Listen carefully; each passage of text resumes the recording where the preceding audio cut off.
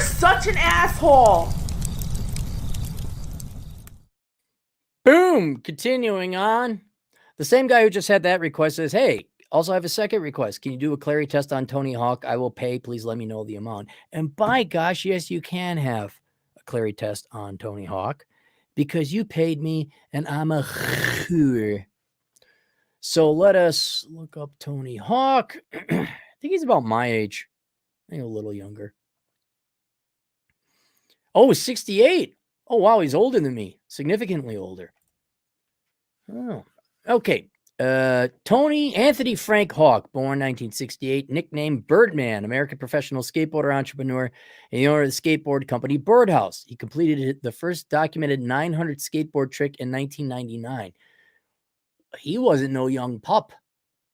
He was in his 30s, if I do the math right. 2000. Yeah, 68. Wait, 68. Yeah, he's 31. Licensed a video game series named after him, published by Activision the same year, and is a pioneer of modern vertical skateboarding. He retired from competing professionally in 2003. He's regarded as one of the most influential skateboarders of all. Yeah, he's kind of the Wayne Gretzky of skateboarding. I mean, name another one.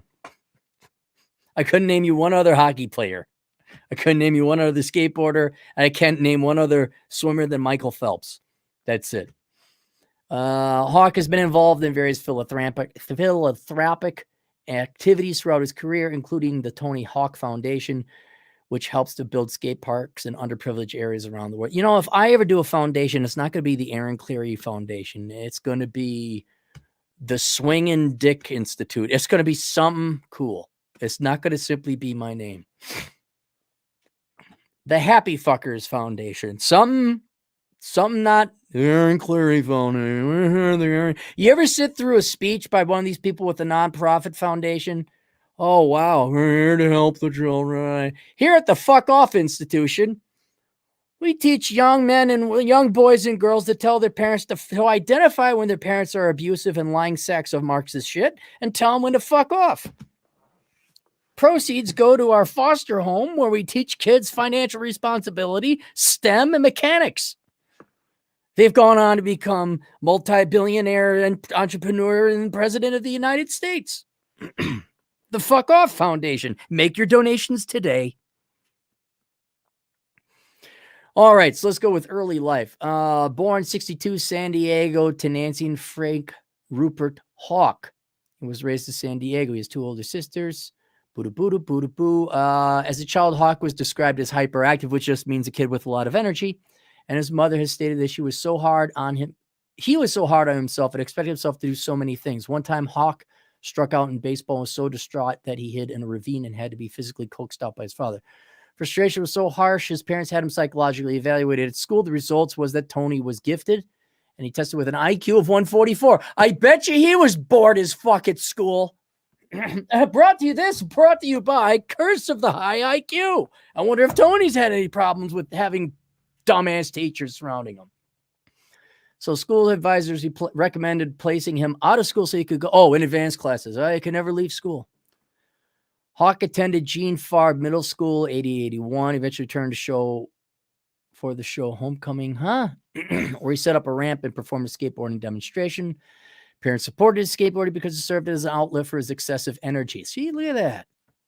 Support nuclear family. You get him out of the normie conforming classes at least. Hawk's skills developed and he became a professional skateboarder at age 14. All right, so he was paid. He was so good he was paid at 14. I was paid to 14. I was paid to shovel shit at 14. He was getting paid to snowboard or skateboard. He was officially the National Skateboard Association world champion for 12 consecutive years.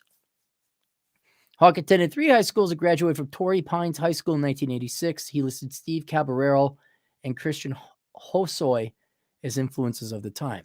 All right, now, nothing about college. That's where his education ends. So already, he's doing good there. So he doesn't get a point for that. Where'd he go? Career. With the money made from skateboarding, he bought his first house during his senior year in high school. Was he getting laid? How much tail did he get? Holy cow. Hawk became the first skateboarder to land a 900, a trick involving the completion of 2.5 mid-air revolutions on a skateboard, in which he was successful on his 12th attempt. After completing the trick, Hawk said, "This is the best day of my life." Following this feat, Hawk decided to retire from professional competition that same year. But he continued to perform at the annual X Games 2003. Boo, boo, boo. Okay, so at 48, performed what we claim his last final 900. Wow. Older than me, and he's still doing it. That's great. Hawk invited President Bush, Father's Day, booty, booty, boo.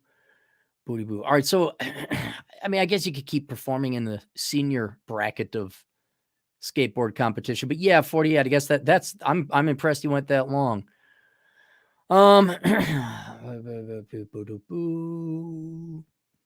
As of April 2020, Hawk is sponsored by Birdhouse Fans, Independent Bones, and Nixon. Contest victory, video game, film, and television. Where's the company that he started? Show, ride channel, emoji. I thought he started a company. Launched a channel. 2018 designed some skateboard. He's just retired. That's what he is. I mean, he still dabbles, but he's retired. I wonder how tall he is. Looks pretty tall.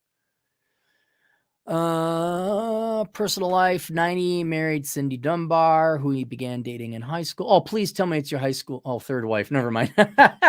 Never mind. Dude, you married in high school. So yeah, you were just getting the why would you get married? Why would you get married with all that tail being thrown at you?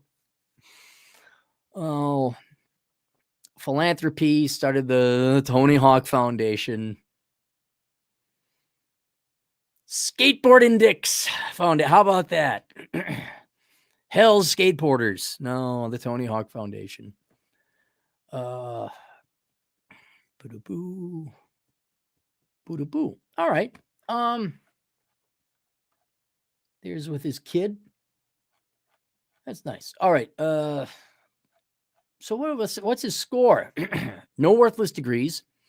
Doesn't sound like he came from wealth.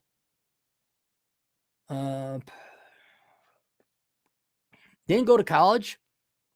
Has real world working experience. What's he doing now? He's rightfully retired. That's what happens when you kick a lot of ass.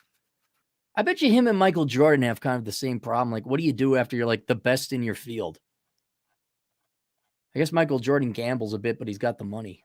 I'd probably do that too. If I had unlimited funds, I'd go to the $2 tables and just gamble. All right. There you go. Any super chats? We have any skateboarders in here? Nope. That's it. All right. Wait. Have you seen the Joe Rogan podcast with Tony Hawk? He goes into his career in detail. Yeah, but I'm not paid enough to go into detail. I don't think Tony Hawk's coming on my show anytime soon. So, all right. We'll see you guys later, tools.